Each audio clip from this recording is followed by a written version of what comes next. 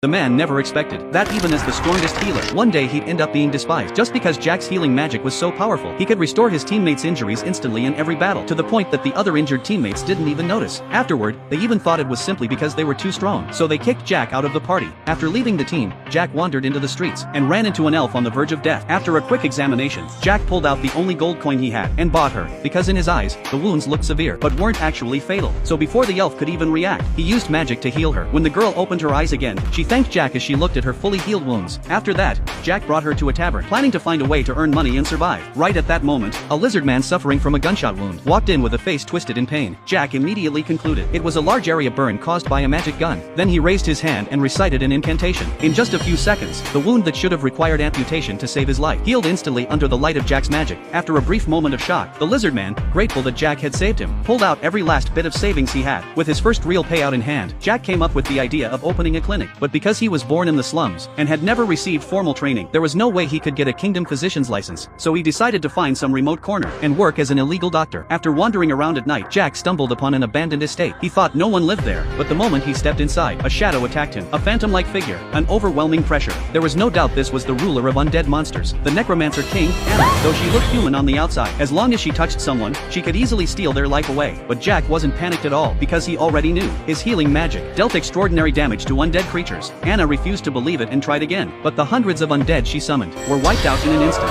Jack didn't press the attack when he saw that. He said he was only looking for a place to live. Seeing he had no ill intent, Anna agreed to let Jack stay there. The next day, just as Jack was about to open for business, he discovered the lizard man he treated yesterday had shown up at his door. The man begged Jack to treat his older sister and said he was willing to pay a high price. After a quick look, Jack determined her arm had been hit by a magic gun with a poisonous effect, and the bullet fragment left inside would slowly corrode the surrounding muscle tissue. Treating it was simple. Cut off the arm and regenerate it. Sophia found it hard to believe, because she had never heard of anyone who could use magic to regrow severed limbs. As Jack began channeling his magic, her bones visibly grew at high speed. After reconnecting the nerves and rebuilding the arm, Sophia's missing limb grew back successfully. Sophia was stunned. She never imagined Jack's healing magic could be this powerful, so she immediately paid him 100 gold coins as his fee, and said that from now on, whenever members of her group were injured, they would come here for treatment. But that stirred up the werewolf leader's anger, because in the past few days of fighting, he had noticed the lizard man who should have been taken out with serious injuries kept mysteriously coming back the next day at full health. After learning Jack had been secretly healing them the whole time, Lucy, the werewolf leader, decided to get rid of Jack. But to her surprise, ordinary physical attacks couldn't hurt Jack at all. Lucy grew furious at the sight and decided to smash up Jack's clinic first. The commotion quickly woke Anna. Just as she was about to use magic to teach the werewolves a lesson, Jack hurriedly stepped in and stopped her at the critical moment. That was the only reason the werewolves barely escaped with their lives. Seeing this, Lucy assumed Jack was Anna's master, so she immediately led her men to their knees. After all, werewolves were servants of the night folk, so they had an instinctive fear of higher race.